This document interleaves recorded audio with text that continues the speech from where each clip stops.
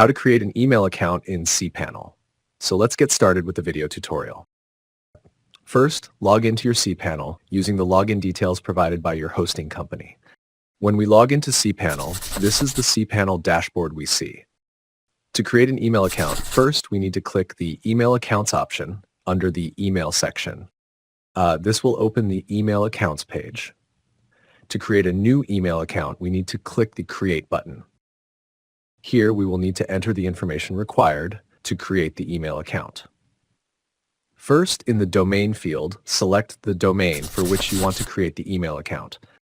For example, I want to create an email account for the DesignoPage domain, so I will select that domain here. Next, in this field, we need to enter the username for the email account. Next, we need to set a secure password for the email account. We can either click the Generate button. This will create a strong random password automatically. Or if you prefer, you can also type your own custom and secure password for the email account.